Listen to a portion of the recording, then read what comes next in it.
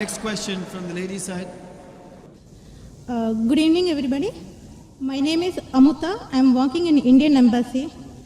So I have a lot of questions, but for time being, I am saying little bit questions. So in Islam, why there is no caste system? Yes, sister. Okay, my second question. Sister, ask the first question. After I reply, then you can ask the second question. Okay, fine. Give me the answer. Sister asked the question, why in Islam there's no caste system? Because in Islam we believe that all the human beings are equal, unlike in Hinduism.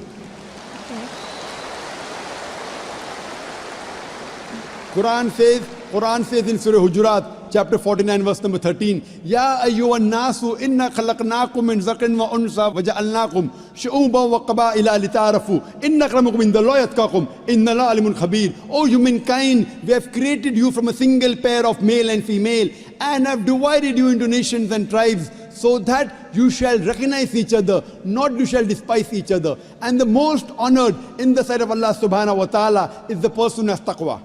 The criteria for judgment in the sight of Almighty God for a human being to be superior to the other human being, it's not sex, it's not caste, it's not color, it's not wealth, it's not age, but it is taqwa, it is God consciousness, it is piety, it is righteousness.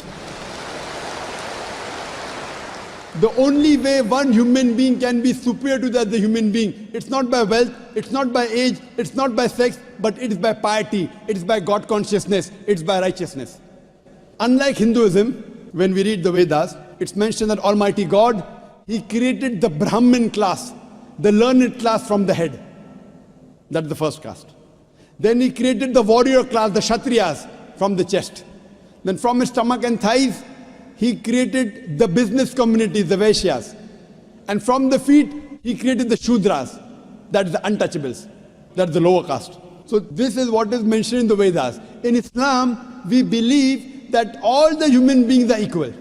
We don't believe that one human being is superior to the other human being because of birth, because of profession, because of wealth, because of color, because of caste. So Islam is a universal religion. Unlike in the Vedas, what they say that you have to stick to your profession. Because it was mainly controlled by the Brahmins, which is again small percentage, minute percentage. And they say that if you're born as a Shudra, you remain a Shudra, you serve the Brahmin, next life maybe you may become a better person. No, this is all ideology. So that, they want to keep the low person will remain low, and the rich and the top people remain top. In Islam, we believe in equality. And Islam is a religion for all the human beings. That is the reason Islam is against caste system. Hope that answers the question, sister. Okay, sir, I have one more doubt. So why you are saying the Muslim is Sayyid Muslim or Sunni Muslim or Shia? So what is that?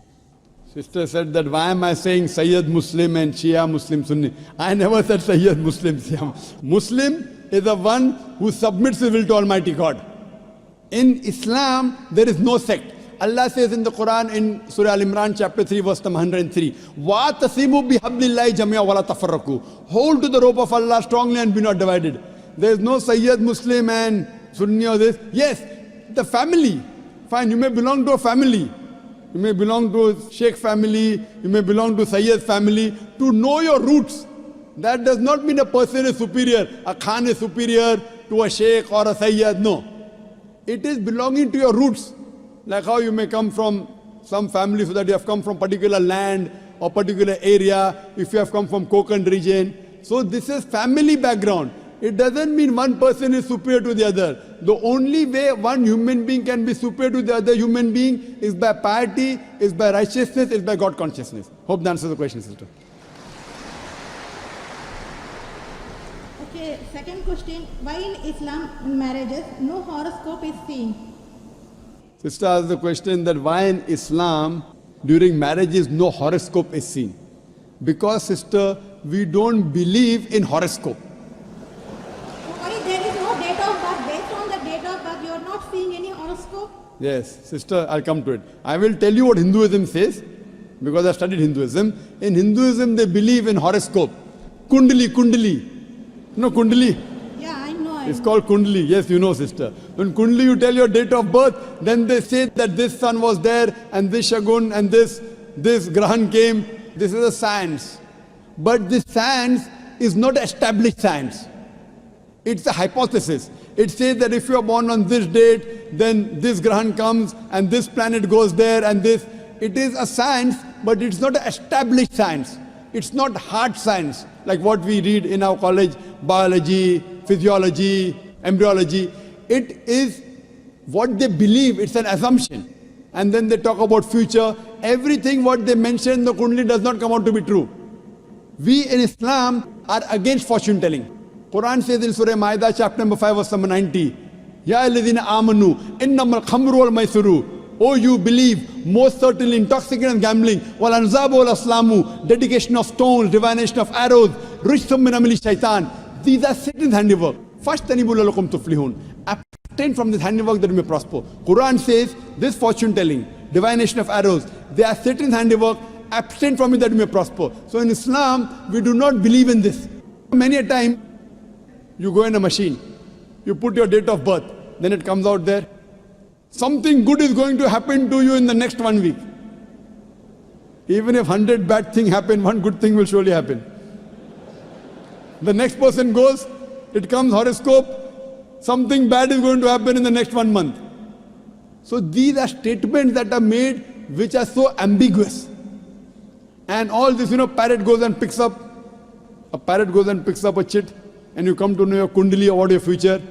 So in Islam, we don't believe a parrot can pick up and tell you what is your future, or by reading the palm, or looking at the stars. Islam is against this. And many a time, you get fooled into believing that it is true. And there was a research done that once a psychologist, he was teaching a class of 100 students.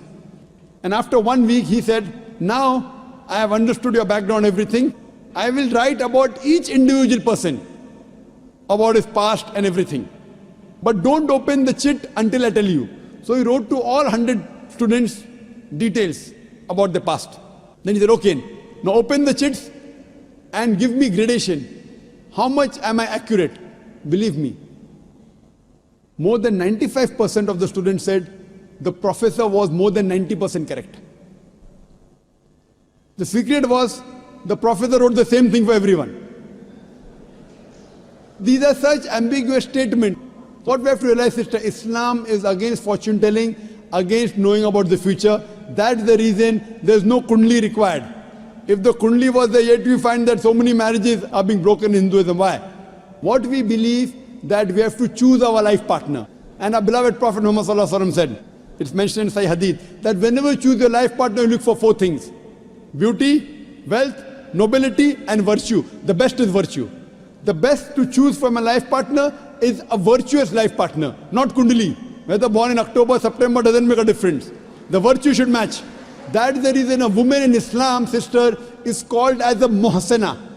Muhsana in Arabic means a fortress against the devil. In other religions, including Hinduism, the woman is referred as an instrument of a devil. In Quran, the woman is referred as a muhsana. In Arabic, it means a fortress against the devil. So if you marry a virtuous woman, inshallah, she will prevent the husband from going in the wrong track. Hope that answers the question, sister. Okay, thank you. Shall I ask the third question? Sister, let's give a chance. When the chance comes to you, you can answer. Okay, no problem. So you can stand there. We'll ask the other non-Muslims. We'll allow them to give a question. If any other non-Muslims come, give them a chance, then you can ask, sister, so that we give everyone equal opportunity. Yes, sir. I just want to take Shahada.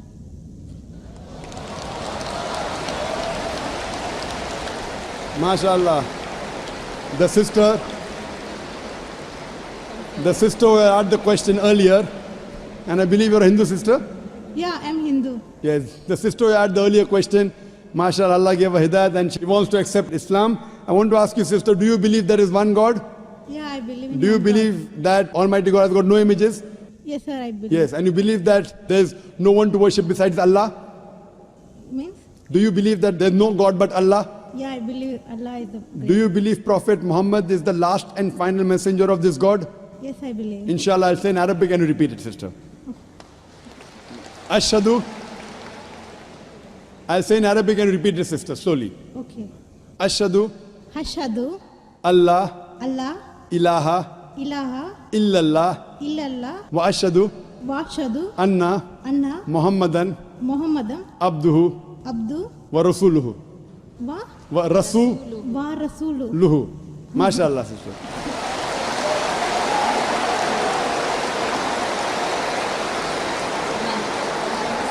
Sister, I'll just say the translation.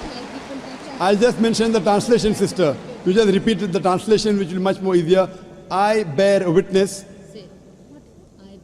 I bear witness I bear witness that that there is no God there is no God but Allah, but Allah, and Prophet Muhammad and Prophet Muhammad is is the messenger the messenger and servant of Almighty God. and Servant of Almighty God. servant of Almighty God. MashaAllah, sister. You are a Muslim. May Allah subhanahu reward you. And may Allah grant you Jannah. And sister, as I mentioned earlier, if you have any question, any queries, please don't feel shy. You can contact the local organizations here. If you have any questions, you can even send an email to our organization, islam@irf.net. We have a ladies wing which takes care of any questions, any queries, any problems you have. And sister, see to it that as you keep on learning whatever about Islam, slowly and steadily. Main thing is Iman, believing. The practice keeps on coming slowly and steadily. Whatever you learn, you can ask questions, you can keep on following, and slowly, inshallah, you can keep on following all the tenets of Islam. Thank you very much, sister. Sir, is there any organization which can teach me how to pray, how to do all the things? I'm sure there is an organization, Darul Bir. The organization I know in Dubai, Darul Bir. I'm sure there are lady organizations. And I think there's Sister Yasmin, who is the wife of my friend Brother Najmuddin. Surely Sister Yasmin will be somewhere in the ladies wing. They have a ladies organization. You can contact the volunteer, and inshallah they'll help you out in teaching you how to pray, how to offer salah, and the other aspects of Islam. Thank you, sister.